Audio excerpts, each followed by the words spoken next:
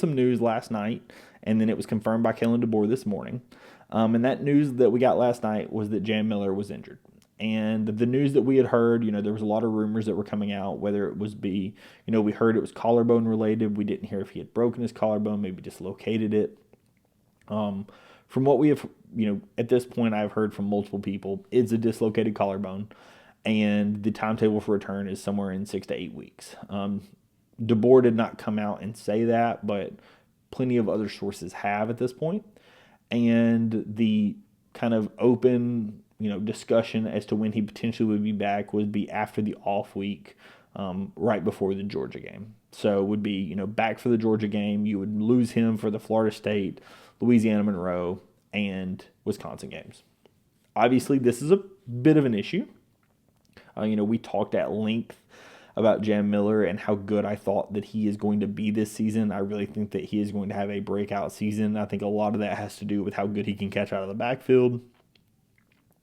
I think that he is an elite runner, but I think he also is your best pass blocking running back, and that ability to have an elite pass blocking running back with a first year starting quarterback in Ty Simpson, I think that is very, very big. Also just a guy that can be a check down outlet out of the backfield. I think that's also a huge deal. That's why I think the importance of Jam Miller is now. That's not to say Richard Young or any of the running back, Daniel Hill, or any of the running backs that we have in that backfield are going to be a problem, and are not going to be able to get us through the first couple of games. Because at this point, you have time to prepare to not have Jam Miller, right? It's not like this happened the day before a game, right? This has happened far enough in advance that you can prepare knowing that Jam Miller is not going to be available for that game. So I think it is going to be okay, but obviously it's less than ideal. In my mind, I look at this as a situation of, you want Jam Miller to be healthy because you're going to need him when it comes to the SEC. I think that Jam Miller's ability to run the ball and to pass block is going to be super important for that Georgia game. It's going to be really important for games against a team like LSU, a team like Tennessee, a team like Missouri, right? Like all these teams, I think that having a guy like Jam Miller and what he is capable of is going to be a very big deal. And so I do think that it's obviously you need to, not hurt his long-term health, but also not hurt the health of the entire season because you try to get him back early. So I think that obviously you let him rest, you let him recover. They said he had a procedure. I heard he had it pop back into place. I don't know what else had to happen, but they got him taken care of. And they said, again, 6 to 8 weeks is what they're thinking from a timetable of getting the collarbone, fully healed to where he should be ready to go for the season. Again, this is a major loss, and I think that this is something that is going to test the backfield, but I think the backfield is a place that a lot of people were very, very optimistic, and the offensive side of the ball in general, I think this season is a place that people are fairly optimistic.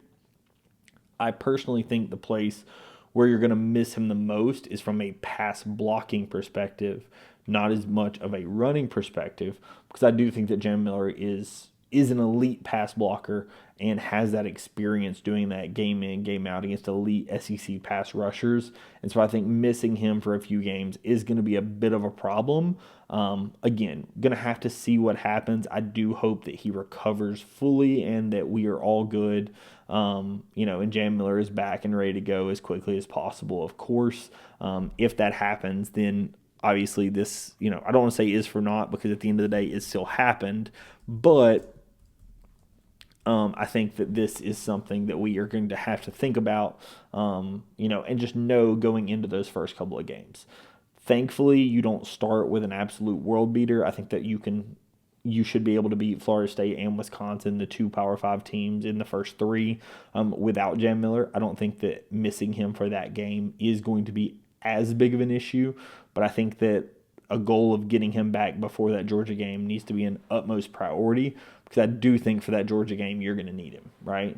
You're going to need him from a running, from a pass blocking. You're going to need all hands on deck, because beating Georgia in Athens is going to be a very tough task, and having everyone at your disposal is something that you absolutely need to have. So that's what I have to say about Jam Miller. Like I said, really hope that he recovers fully and that this is not a lingering issue kind of throughout the season. Hopefully they got him all taken care of, and this is something that's going to be a little bit of a setback here at the beginning, but it should be able to play out kind of for the rest of the season.